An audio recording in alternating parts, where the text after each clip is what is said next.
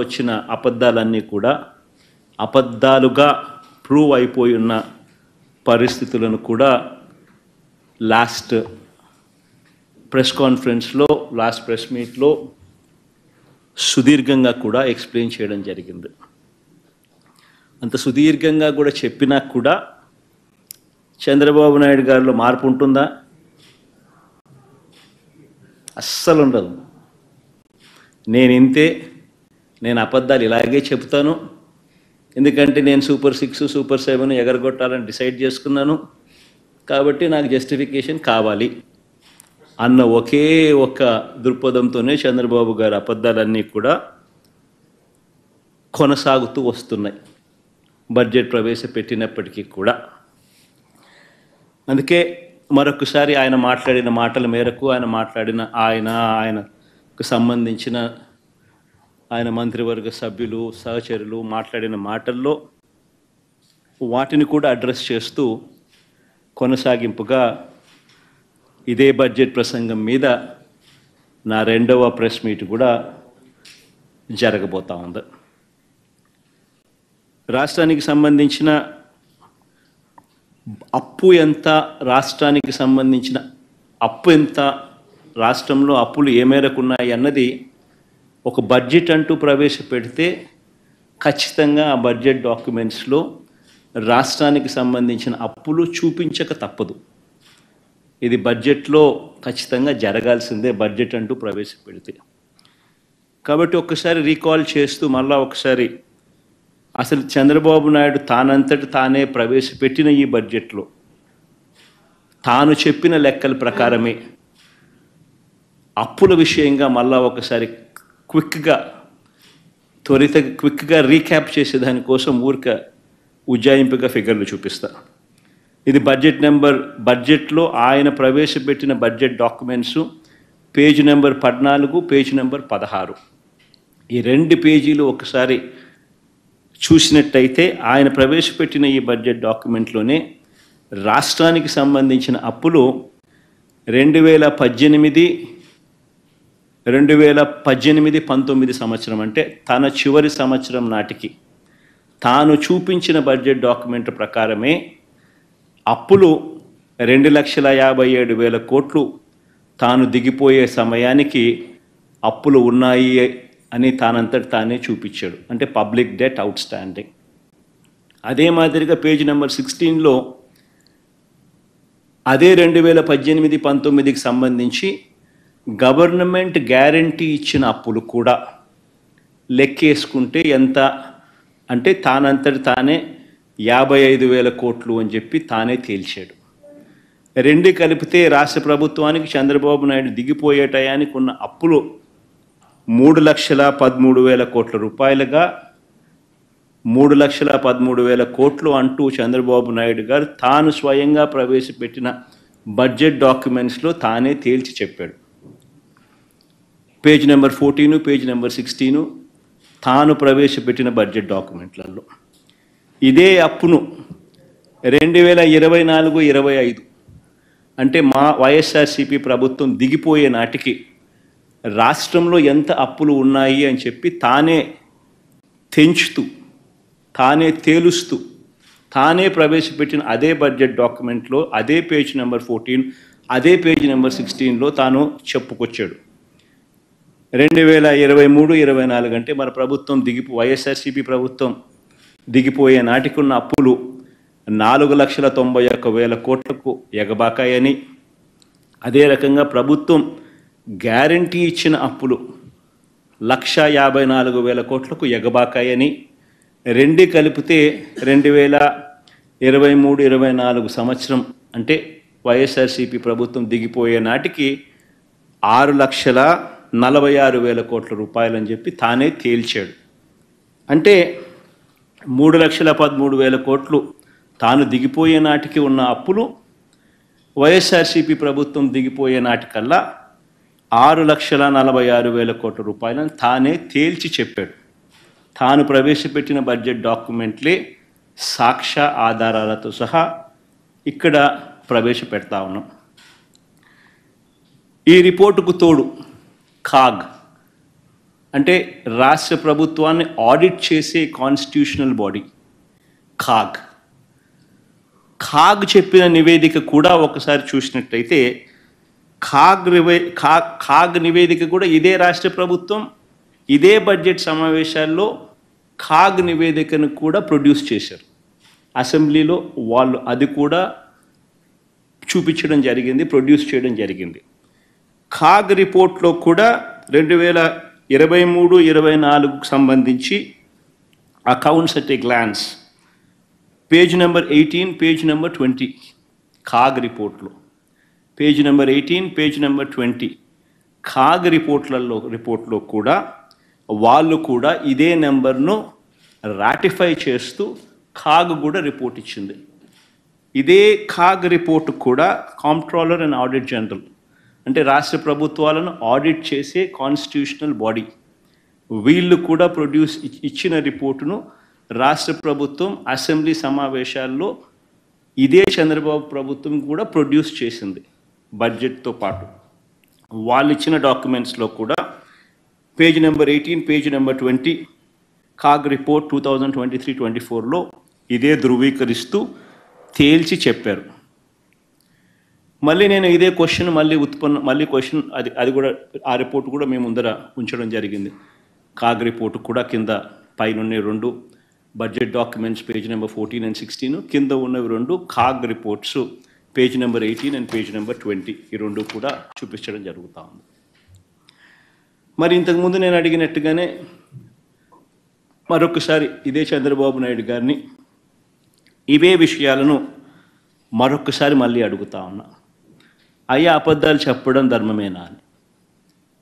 ఎక్కడ 11 లక్షల కోట్లని ఒకసారి, 12.5 లక్ష కోట్లని మరోసారి, చివరకు 14 లక్షల కోట్లు అని చెప్పి దాన్ని ఎన్నికల నాటికల్లా 14 లక్షల కోట్లు అని చెప్పి దాన్ని తీసుకొని వెళ్ళి ఇలా తప్పుడు ప్రచారాలు చేయడం ధర్మమేనా అని చెప్పి ఇదే పెద్ద మనిషిని చంద్రబాబు నాయుడు గారిని గట్టిగా నిలదీస్తూ అడుగుతున్నాం. ఇదే మాదిరిగానే చంద్రబాబు నాయుడుకి సంబంధించిన తన ఎల్లో మీడియా ఇదే దుష్ప్రచారాన్ని కొనసాగిస్తూ ఏ రకంగా ఒక ఒక ఆర్గనైజ్డ్ క్రైమ్ ఎలా చేస్తారు అనేది ఇంతకు ముందు కూడా చూపించిన. అంటే వ్యవస్థీకృత నేరాలు చేసే ఒక వ్యవస్థ వీళ్ళకి మాత్రమే ఉంది. ఒక పద్ధతి ప్రకారం ఒక గోబెల్స్ ప్రచారంలో భాగంగా వాళ్ళకి సంబంధించిన ఎల్లో మీడియా అంటే ఓ ఈనాడు, ఓ ఆంధ్రజ్యోతి, ఓ TV5 వీళ్ళకు తోడు ఏ రకంగా వీళ్ళు ఉంటారు, ఏ రకంగా చంద్రబాబు నాయుడు ఉంటాడు, ఏ రకంగా ఓ దత్తపుత్రుడు ఉంటాడు, ఏ రకంగా వీళ్ళకు బీజేపీ పార్టీలో కూడా వీళ్ళకి సంబంధించిన మనుషులే అక్కడ కూడా ఉంటారు, వాళ్ళు కూడా ఏ రకంగా అందరూ కలిసి ఒకే కోరస్గా ఏ రకంగా అబద్ధాలకు రెక్కలు కట్టి ప్రచారం చేస్తారు, ఒక వ్యవస్థీకృత క్రైమ్ ఏ మాదిరిగా చేస్తారు అని చెప్పి మీకు ఇంతకు ముందు కూడా విపులంగా కూడా చెప్పడం కూడా జరిగింది. ఆశ్చర్యం ఏమిటనంటే చంద్రబాబు నాయుడు గారు తన గుండెల మీద తాను చేతులు వేసుకుని తాను ప్రజలకు సమాధానం చెప్పాల్సిన విషయం ఇది. ఎందుకనంటే అధికారంలోకి వచ్చి 6 నెలలు అవుతా ఉంది.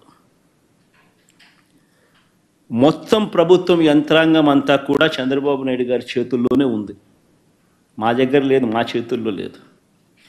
6 నెలల నుంచి మొత్తం ప్రభుత్వ యంత్రాంగం అంతా చంద్రబాబు నాయుడు గారి చేతుల్లోనే ఉంది. ఆయన అధికారంలోకి వచ్చి 6 నెలలు అయింది. మరి చంద్రబాబు నాయుడు గారి చేతుల్లో ఉన్న అధికారులతోనే తానే బడ్జెట్ తయారు చేయించి అసెంబ్లీలో తానే ప్రవేశపెట్టాడు.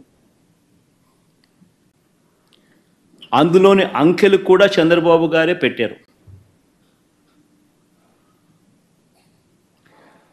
చివరికి ఆ లెక్కలను కూడా కాన్స్టిట్యూషనల్ బాడీ అంటే ఖాగ్, ఒక రాజ్యాంగ వ్యవస్థ, ఒక రాజ్యాంగ సంస్థ ఖాగ్ కూడా ఆ అధికారిక లెక్కలను ధృవీకరించింది. మరి ధృవీకరించిన తర్వాత నీ హయాంలో నీ అధికారుల చేత నీవు ప్రవేశపెట్టిన బడ్జెట్, నీవు ప్రవేశపెట్టిన నీ లెక్కలను కాగ్ కూడా, కాన్స్టిట్యూషనల్ బాడీ కాగ్ కూడా ఆడిట్ చేసి ధృవీకరించిన తర్వాత అది కూడా, ఆ రిపోర్ట్ కూడా నువ్వు కూడా అసెంబ్లీలో నువ్వే టేబుల్ చేసిన తర్వాత మరి నువ్వు చెప్పిన నీ లెక్కలు, నువ్వు చెప్పిన ఈ నెంబర్స్ మరి నువ్వే ప్రవేశపెట్టిన తర్వాత ఈ అప్పుల గురించి మీరు ఖరారు చేసిన వివరాల మీద మీరే ఒప్పుకోకపోతే ఇక మీరు అసెంబ్లీలో ఈ నెంబర్సు ఇవన్నీ ఎందుకు ప్రవేశపెట్టారు? మీరు పెట్టిన వాటి మీదనే మీరే అసెంబ్లీకి సాక్షిని చేస్తూ అసెంబ్లీకి ప్రవేశపెడతారు. పెట్టిన తర్వాత మీ మంత్రులు మీరు మళ్ళీ బొంకుతారు. 6,46,000 కోట్ల అప్పులు ఉన్నాయని మీరే ప్రవేశపెట్టి మీరే లేదు 6,46,000 కోట్లు కాదు 10,45,000 అని ఎవడు అంటాడు, ఇంకోడెవడో ఇంకో నెంబర్ అంటాడు, ఇంకోడెవడో ఇంకోడు అంటాడు, చంద్రబాబు నాయుడు గుంజిని తీస్తానంటాడు, ఇంకా వస్తే మీరు పక్కకు వస్తే మీకు చెప్తాను, ఇంకా ఎక్కువ ఇంకా వేరే నెంబర్లు చెప్తానంటాడు. మరి చంద్రబాబు నాయుడు అసెంబ్లీకి ప్రవేశపెట్టిన ఆ డాక్యుమెంట్స్ మీద, తన హయాంలో తానే ప్రవేశపెట్టిన ఈ డాక్యుమెంట్స్ మీద తానే అసెంబ్లీలో ఒకటి ప్రవేశపెట్టి ఇంకొక మాటలు తాను మాట్లాడుతూ ఉన్నాడు అని అంటే కేవలం సూపర్ 6, సూపర్ 7 హామీలను ప్రజలు ఎందుకు నువ్వు ఇవ్వడం లేదని నిలదీస్తారు అని ఒకే ఒక్క కారణం చేత బొంకిందే బొంకుల బాబు అని చంద్రబాబు నాయుడుని ఎందుకు అనకూడదు?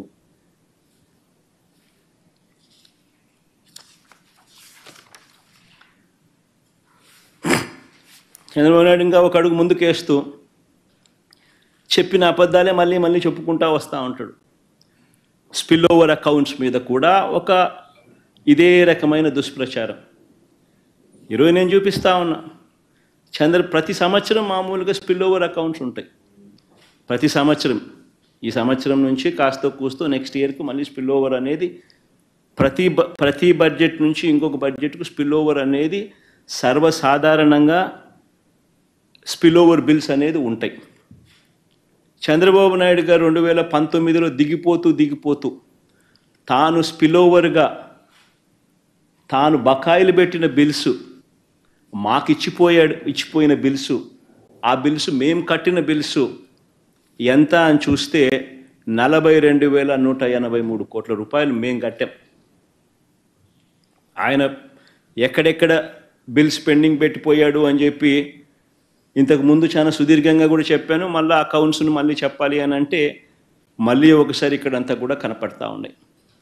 ఆరోగ్యశ్రీకి ఏ రకంగా 680 కోట్లు పెట్టాడు, విత్తన బకాయిలకి ఏ రకంగా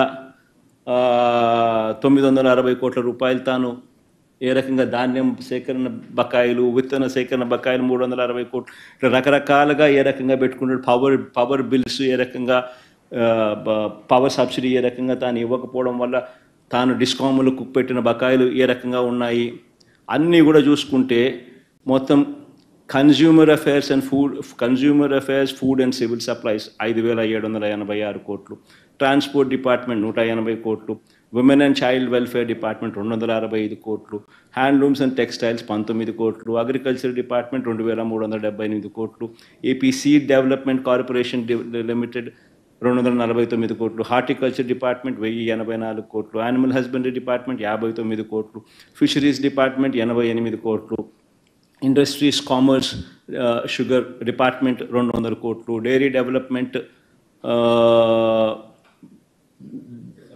72 కోట్లు, school education mid day meals 148 కోట్లు, రోడ్స్ అండ్ బిల్డింగ్స్ 1,100 కోట్లు, ఏపీ వెల్ఫేర్ డిపార్ట్మెంట్ ఆర్టీఎఫ్ అంటే ఫీజు రీయింబర్స్మెంట్ బకాయిలు 2,800 కోట్లు, ఏపీ ఎంఎస్ఐడిసి 142 కోట్లు, ఆరోగ్యశ్రీ బకాయిలు 680 కోట్లు, ఈహెచ్ఎస్ ఎంప్లాయీ హెల్త్ స్కీమ్ 154 కోట్లు, సోషల్ వెల్ఫేర్ డిపార్ట్మెంట్ 848 కోట్లు, కమిషనర్ పంచాయతీరాజ్ అది 2036 కోట్లు, కమిషనర్ పంచాయతీరాజ్ ఇంజనీరింగ్ 1200 కోట్లు, కమిషనర్ రూరల్ డెవలప్మెంట్ ఎన్ఆర్ఈజీఎస్ 2340 కోట్లు, ఆర్డబ్ల్యూఎస్ బకాయిలు 2757 కోట్లు, ట్రైబల్ వెల్ఫేర్ 76 కోట్లు, ఎనర్జీ 9823 కోట్లు, వాటర్ రిసోర్స్ డెవలప్మెంట్ అన్నీ కలుపుకుంటే ఏ రకంగా 42,183 కోట్లు ఏ రకంగా చంద్రబాబు నాయుడు గారు గిఫ్ట్గా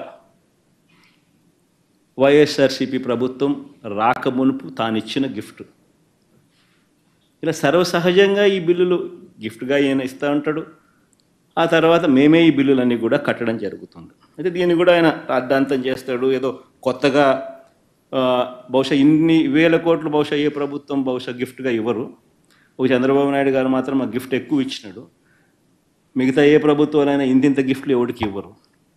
అయినా కానీ మేము చిరునవ్వుతోనే కట్టాం, దాని గురించి మేమేం కంప్లైంట్ ఏం చేయాల. ఇలా సర్వసాధారణంగా జరిగే విషయాన్ని కూడా భూతద్దంలో పెట్టి చూపించి ఏదో జరిగిపోతూ ఉంది, జరిగిపోయింది అనే భ్రాంతి కలిగించే కార్యక్రమం చంద్రబాబు నాయుడు గారు చేయడంలో దిట్ట. ఇక్కడే ఇంకో విషయం కూడా చెప్పాలి. 2014 నుంచి 19 మధ్య చంద్రబాబు నాయుడు గారి హయాంలో సాక్షాత్తు అక్షరాల 28,457 కోట్లు మేర ఆయన పరిమితికి మించి అప్పులు తీసుకున్నారు.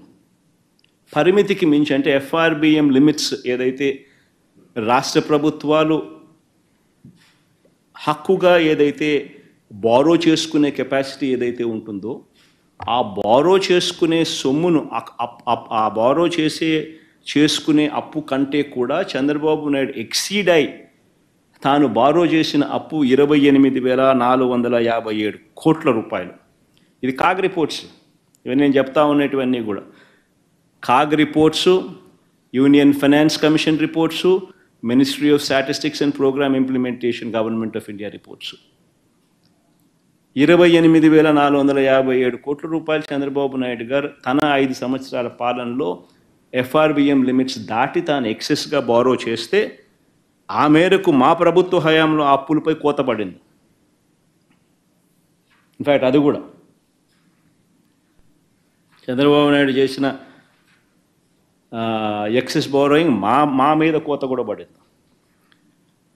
ఆ రకంగా చూసుకున్న చంద్రబాబు నాయుడు గారు ఆ టైంలో 28,457 కోట్ల రూపాయలు ఎక్సెస్ బారోయింగ్ తాను చేస్తే మా హయాంలో ఎక్సెస్ బారోయింగ్ ఎంత అంటే కేవలం 1,600 కోట్ల రూపాయలు.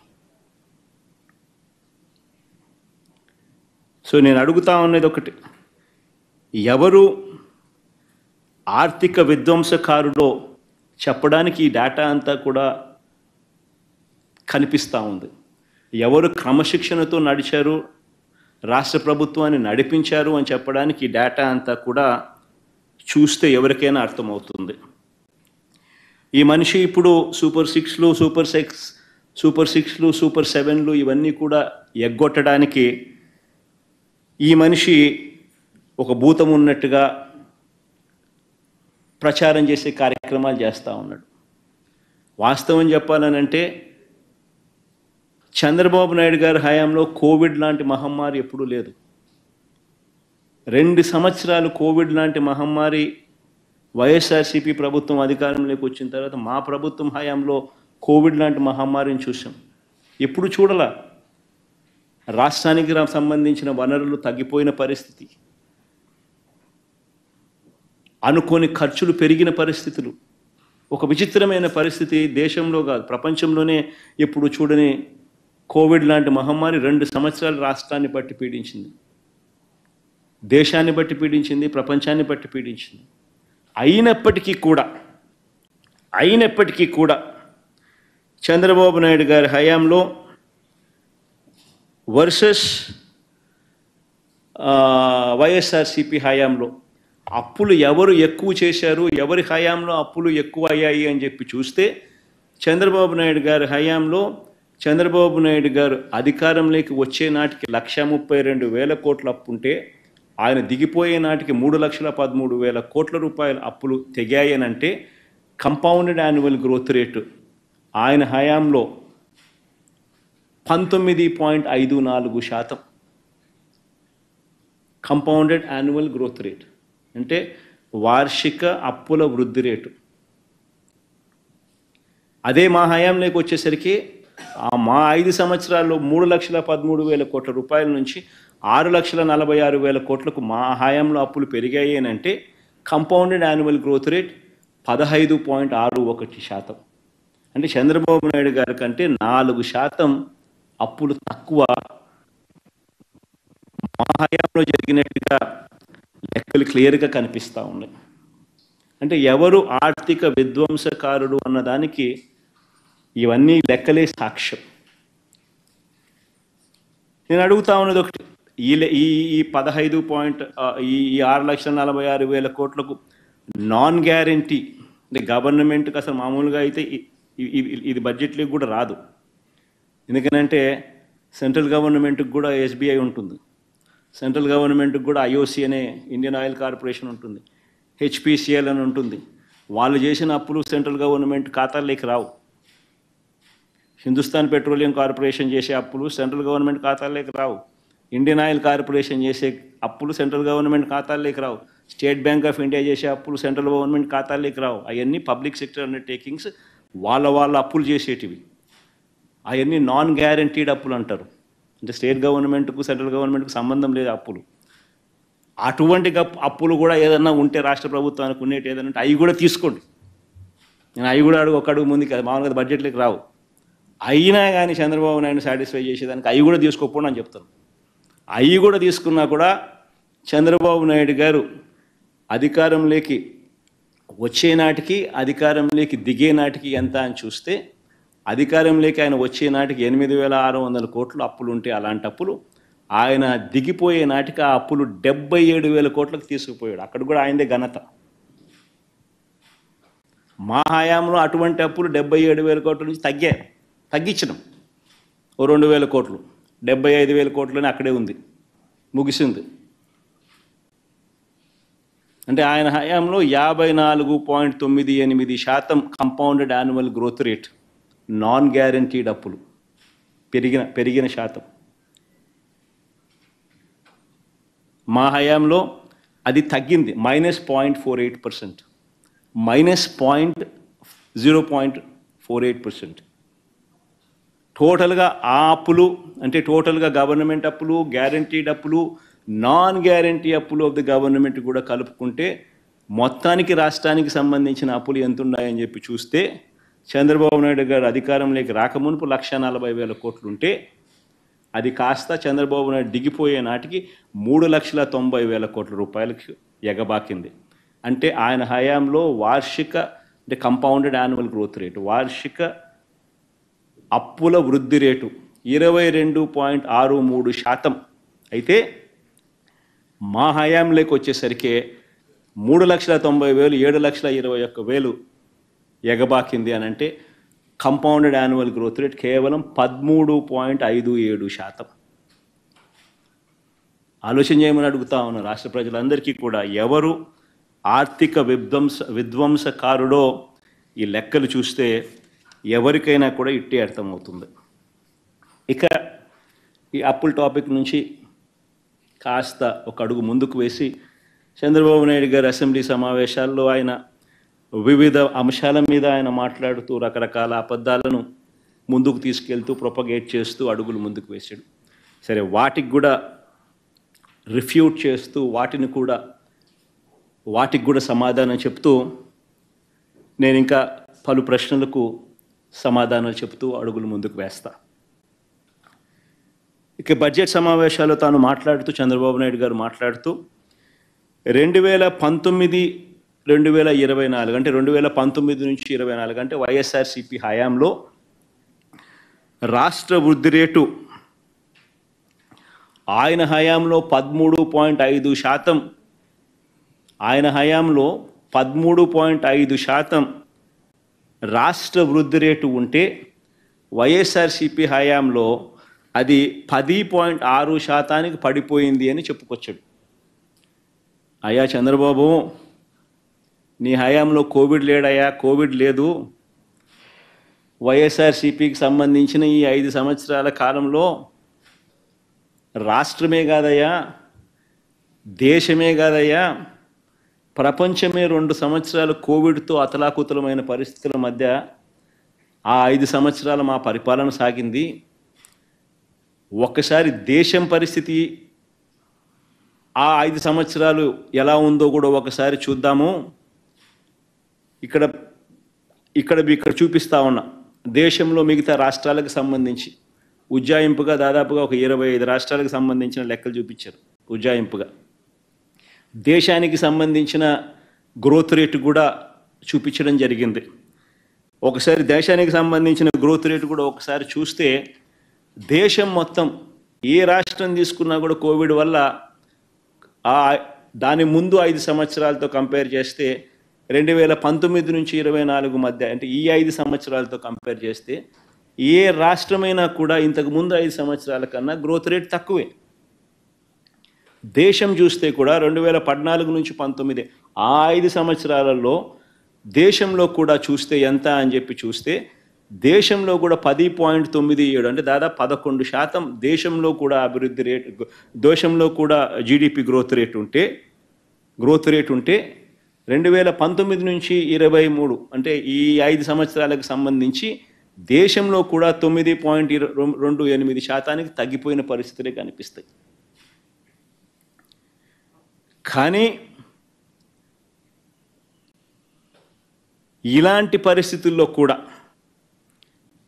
ఇలాంటి ప్రతికూల పరిస్థితుల్లో కూడా కోవిడ్ 2 సంవత్సరాలు ఉన్నప్పటికీ కూడా ఒకసారి గమనించినట్లయితే రాష్ట్ర పరిస్థితి ఒకసారి గమనించినట్లయితే కోవిడ్ ఉన్న 2 సంవత్సరాలలో ఇళ్లలో నుంచి బయటికి రాలేని పరిస్థితిలో ఉన్న ప్రజలు, ప్రపంచవ్యాప్తంగా ఏ దేశ ఆర్థిక వ్యవస్థ చూసినా కుదేలైపోయిన పరిస్థితుల మధ్య కూడా 2014 నుంచి 19 మధ్య వృద్ధి రేటు కన్నా 2019 నుంచి 24లో వృద్ధి రేటు మందగించినప్పటికీ కూడా ఇలాంటి పరిస్థితుల్లో కూడా మన రాష్ట్రంలో పారిశ్రామిక వృద్ధి రేటు, అంటే ఇండస్ట్రీ గ్రోత్ రేట్, ఇండస్ట్రీ అంటే ఏంది? ఉద్యోగాలు ఇచ్చేది. Mining and quarrying, manufacturing, electricity, construction, ఇవన్నీ కలిపితే industry sector. Manufacturing growth rate, industry growth rate. ఒకసారి ఇండస్ట్రీ గ్రోత్ రేట్ అనేది ఎలా ఉంది అని చెప్పి ఒకసారి పారిశ్రామిక వృద్ధి రేట్ ఎలా ఉంది అని ఒకసారి చూస్తే 2014 నుంచి 19, అంటే చంద్రబాబు నాయుడు గారి హయాంలో 2014 నుంచి 19 సగటున 11.92% ఉంటే వైఎస్ఆర్సీపీ హయాంలో 2019 నుంచి 24లో 2 సంవత్సరాలు కోవిడ్ ఉన్నప్పటికీ కూడా చంద్రబాబు నాయుడు గారి కన్నా బెటర్గా 12.61% నమోదైంది. ఇది కూడా నేను చెప్పే లెక్కలు కాదు, ఆయనంతట ఆయనే బడ్జెట్తో పాటు సోషో ఎకనామిక్ సర్వేను ఆయన ప్రవేశపెట్టిన డేటా ఆధారంగా పేజ్ నెంబర్ 333లో ఆయన ఇచ్చిన డేటా ఆధారంగా ఈ విషయాలు నేను చెప్తా ఉన్నా. చంద్రబాబు నాయుడే ఆయనంతట ఆయనే ప్రవేశపెట్టిన సోషో ఎకనామిక్ సర్వే రిపోర్ట్స్ ఆధారంగా చూస్తే ఈ లెక్కలు బయటకు వస్తూ ఉన్నాయి. ఆయన మ్యానుఫ్యాక్చరింగ్ సెక్టర్లో పారిశ్రామిక రంగంలో జరిగిన వృద్ధి రేటును ఒకసారి గమనిస్తే ఆలోచన చేయమని అడుగుతా ఉన్నాను. ఒక్కసారి అందరూ కూడా పారిశ్రామిక రంగం గురించి చంద్రబాబు నాయుడు గారు రకరకాల అబద్ధాలన్నీ కూడా ప్రొపగేట్ చేస్తూ ఉన్న నేపథ్యంలో ఈ ఫిగర్స్ చాలా ఇంపార్టెంట్. దీనికి సంబంధించిన లెక్కలు ఒకసారి చూస్తే 2018 నుంచి 19 నాటికి రాష్ట్ర పారిశ్రామిక రంగంలో అంటే జీవీఏ అంటే ఉత్పత్తి విలువ, మ్యానుఫ్యాక్చరింగ్ ఉత్పత్తి విలువ, జీవీఏ మ్యానుఫ్యాక్చరింగ్ జీవీఏ చూస్తే 2018 నుంచి 19 నాటికి 1,88,601 కోటి రూపాయలు అయితే with compounded annual growth rate అంటే వార్షిక వృద్ధి రేటు 11.92%తో 1,88,601 కోటి అయితే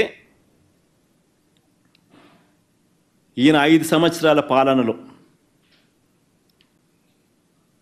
ఆయన మొదలుపెట్టే నాటికి 1,07,000 కోట్లుంటే ఆయన పాలన ముగిసే నాటికి 1,88,601 కోటి మ్యానుఫ్యాక్చరింగ్ జీవీఏ అంటే మ్యానుఫ్యాక్చరింగ్ ఉత్పత్తి విలువ. 2019 నుంచి 2024 వైఎస్ఆర్సీపీ హయాంలో ఏకంగా అది 3,41,000 కోట్లకు పోయింది with a compounded annual growth rate of 12.61%.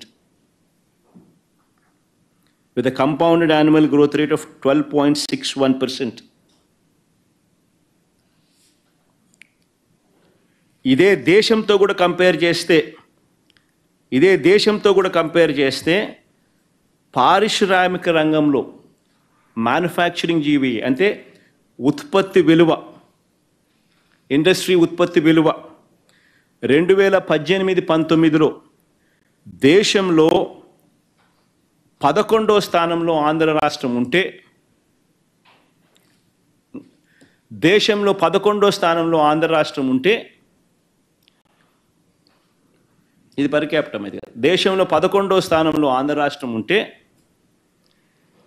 ఇదే ఇండస్ట్రీ జీవీఏ 2019 నుంచి 2024 మన హయాంలో ఏకంగా 8వ స్థానంలోకి వచ్చినాం.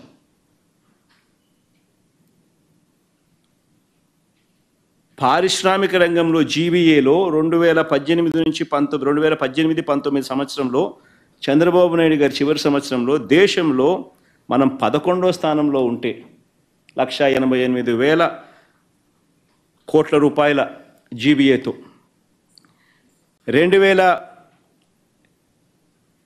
మన ప్రభుత్వ హయాంలో 2022-23 హయాంకి వచ్చేసరికి ఏకంగా 3,14,000 కోట్ల రూపాయలతో ఏకంగా 8వ స్థానంలోకి మనం వచ్చాం. 3,41,000 కోట్లతో ఏకంగా 8వ స్థానంలోకి వచ్చినాం. దేశంలో కూడా ఒకసారి ఈ జీవీఏ కంపారిజన్ చేస్తే ఏపీ ఇండస్ట్రీ ఉత్పత్తి విలువ 12.61% ఉంటే దేశంలో సగటు దేశంలో మ్యానుఫ్యాక్చరింగ్ జీవీఏ దేశం మొత్తం 8.17%. అంటే ఆంధ్ర రాష్ట్రం దేశం కన్నా 4% ఎక్కువతో అడుగులు ముందుకు వేస్తూ ఉంది. ఇక్కడే ఇదే సోషియో ఎకనామిక్ సర్వేకి సంబంధించి చంద్రబాబు నాయుడు గారు తన బడ్జెట్తో పాటు ప్రవేశపెట్టిన సోషియో ఎకనామిక్ సర్వే డాక్యుమెంట్ కూడా ఒకసారి బయటికి తీద్దాం. ఎందుకంటే ఇదే బడ్జెట్తో పాటు ఆయనంతట ఆయన హయాంలో ఆయన ప్రవేశపెట్టిన సోషియో ఎకనామిక్ సర్వేకి సంబంధించిన రిపోర్ట్ ఒక్కసారి బయటికి తీస్తే ఆ సోషియో ఎకనామిక్ సర్వేలో తాను socio economic report page number 379 అటువైపున్న టేబుల్ ఒకసారి చూడండి. పేజ్ నెంబర్ 379 చూస్తే ఎంఎస్ఎంఈ సెక్టర్, ఇది కొంచెం బ్లోఅప్ చేయడం, ఆ పక్క కొంచెం బ్లోఅప్ చేస్తే ఎంఎస్ఎంఈ సెక్టార్లోనే చంద్రబాబు నాయుడు గారి హయాంలో 2014 నుంచి 19 మధ్య కేవలం ఆయన హయాంలో 8,67,000 మందికి మాత్రమే ఉద్యోగాలకు అందుబాటులోకి తీసుకురాగలిగితే చంద్రబాబు నాయుడు గారు ఇదే వైఎస్ఆర్సీపీ హయాంలో 2019 నుంచి 2024 మధ్యలో ఏకంగా 32,79,770 ఉద్యోగాలు వైఎస్ఆర్సీపీ కల్పించినట్టుగా ఆయనంతటా ఆయనే ఆయన ప్రవేశపెట్టిన socio economic survey report, budget డాక్యుమెంట్స్తో ప్రవేశపెట్టిన సోషో ఎకనామిక్ సర్వే రిపోర్ట్తో ఆయనంతట ఆయనే ఒప్పుకుంటూ అసెంబ్లీలో ప్రవేశపెట్టాడు. చంద్రబాబు నాయుడు అంతటి చంద్రబాబు నాయుడే. ఆయన 5 సంవత్సరాలకు సంబంధించిన ఆయన డేటా, వైఎస్ఆర్సీపీ ప్రభుత్వ హయాంలోకి సంబంధించిన 2019 నుంచి 24కు సంబంధించిన data, socio economic survey page number 379లో ఆయనంతట ఆయనే సోషో ఎకనామిక్ సర్వే ద్వారా చూపించిన డేటా. ఆయన 5 సంవత్సరాలలో ఎంఎస్ఎంఈల ద్వారా క్రియేట్ అయిన ఉద్యోగాలు ఎన్ని అని చూస్తే 8,67,000 ఉద్యోగాలు మాత్రమే ఆయన క్రియేట్ చేయగలిగితే, వైఎస్ఆర్సీపీ ప్రభుత్వ హయాంలో 32,79,770 ఉద్యోగాలు క్రియేట్ అయినాయని చెప్పి ఒప్పుకుంటూ ఆయనంతటా ఆయనే చూపించిన డేటా.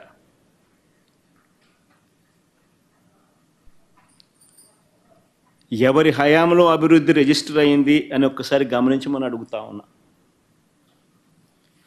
ఇక లార్జ్ అండ్ మెగా యూనిట్స్ కేటగిరీలో కూడా మా 5 సంవత్సరాల హయాంలో 102,000 ఉద్యోగాలు మేం కల్పించినాం. చంద్రబాబు నాయుడు గారి హయాంలో 102,000 కన్నా చాలా తక్కువగానే లార్జ్ అండ్ మెగా యూనిట్స్ కేటగిరీలో కూడా నమోదు కనిపిస్తుంది.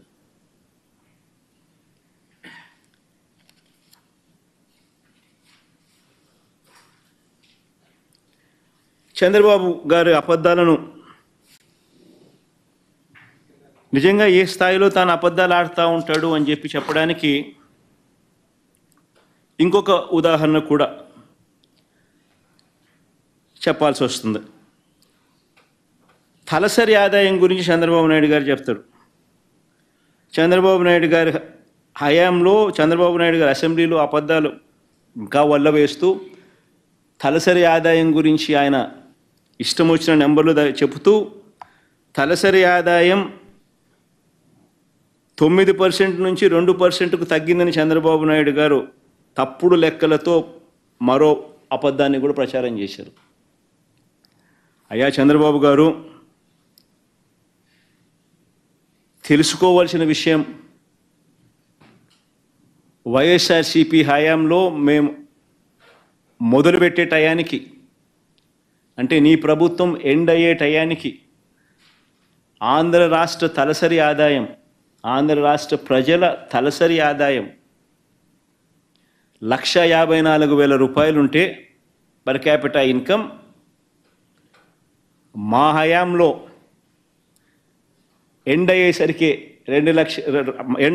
అంటే 2024 మార్చికి 2,42,479. ఇది 2023 దాకానే ఉంది. లేటెస్ట్ రిపోర్ట్ కూడా యాడ్ చేస్తే 2024 కూడా రిపోర్ట్ తీసుకుంటే, అంటే అన్ని రాష్ట్రాలతో కంపేర్ చేసి చేయడానికి కోసం అని చెప్పి ఈ టేబుల్ 23 దాకానే చూపించారు. బట్ 2024 కూడా లెక్కలేకి తీసుకుంటే 1,54,000 చంద్రబాబు నాయుడు గారి హయాంలో ఉంటే అది ఇప్పుడు 2,42,479 రూపాయలు తలసరి ఆదాయం. ఇది కూడా ఎప్పుడు 2 సంవత్సరాలు కోవిడ్ ఉన్నా కూడా, 2 సంవత్సరాలు ప్రతికూల పరిస్థితులు ఉన్నా కూడా.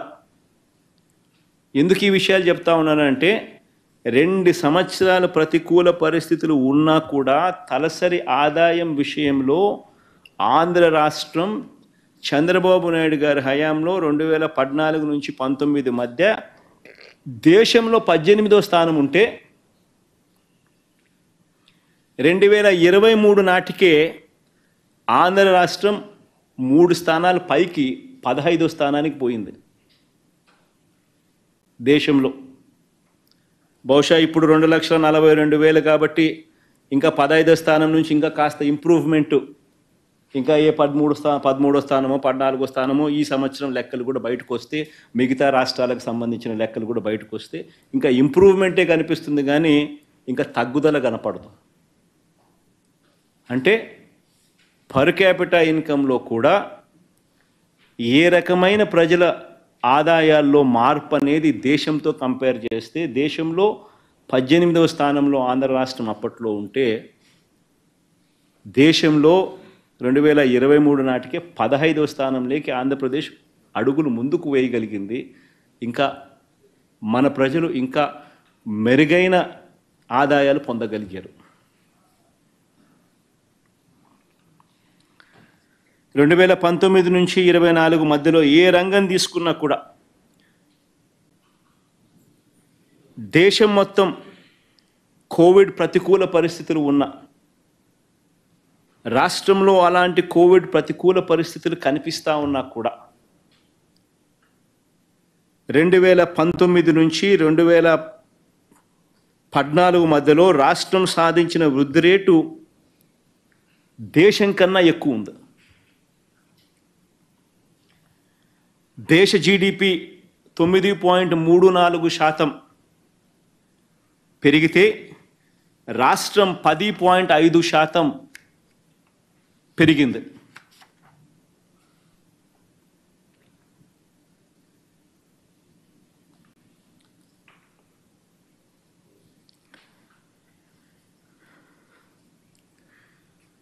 చంద్రబాబు నాయుడు గారు నిజంగా ఏ రకంగా దాన్ని వక్రీకరిస్తారు, ట్విస్ట్ చేస్తారు అనే దానికి నిదర్శనం. ఆయన హయాంలో జీడిపి 13.54% ఉంది. వైఎస్ఆర్సీపీ హయాంలో 10.5%కి పడిపోయింది అని చెప్తాడు. అంతవరకే చెప్తాడు కానీ వైఎస్ఆర్సీపీ హయాంలో కోవిడ్ 2 ఏళ్ళు ఉందన్న మాట మాట్లాడు. మ్యానుఫ్యాక్చరింగ్ ఆర్ ఇండస్ట్రీ జీవీఏ ఏ రకంగా పెరిగింది అన్న సంగతి చెప్పడు. వైఎస్ఆర్సీపీ హయాం చంద్రబాబు నాయుడు హయాంలో ఎలా బెటర్గా ఉంది అనే మాట చెప్పడు. వైఎస్ఆర్సీపీ హయాంలో చంద్రబాబు నాయుడు గారి కన్నా ఉద్యోగాలు ఏ రకంగా ఇంకా ఎక్కువ వచ్చాయి అనే మాట చెప్పడు. ఏకంగా వైఎస్ఆర్సీపీ హయాంలో ఏకంగా ఉద్యోగాలు ఇంతకుముందు ఆయన ఇచ్చిన సోషియో ఎకనామిక్ సర్వే రిపోర్ట్స్ మీకు అందరికీ చూపించారు. దాదాపుగా 33 లక్షల ఉద్యోగాలు ఒక్క ఎంఎస్ఎంఈ సెక్టార్లోనే 32 లక్షల ఉద్యోగాలు. దానికి ఇంకా లార్జ్ అండ్ మెగా కూడా యాడ్ చేస్తే మరో 1,02,000 ఇంకా పైన. ఏ రకంగా పెరిగాయన్న మాటలు చెప్పడు. చంద్రబాబు నాయుడు గారి హయాంలో ఏ రకంగా కేవలం ఆయన సోషియో ఎకనామిక్ సర్వే రిపోర్ట్ ప్రకారమే కేవలం 8,94,000 ఉద్యోగాలు మాత్రమే తాను ఇవ్వగలిగాడు అని మాత్రం చెప్పడు. ఎక్కడ 8,94,000 ఉద్యోగాలు, ఎక్కడ 32 లక్షల చిల్లర ఉద్యోగాలు, అట్లడి చెప్పడు. ఏదైనా వక్రీకరణే.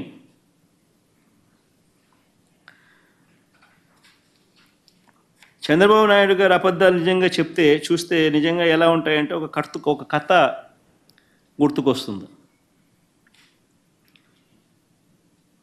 ఒక ఊరిలో అమాయకుడు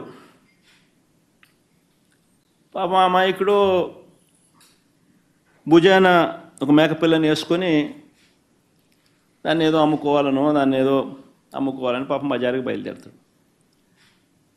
ఇంట్లో నుంచి గడప దాటుతానే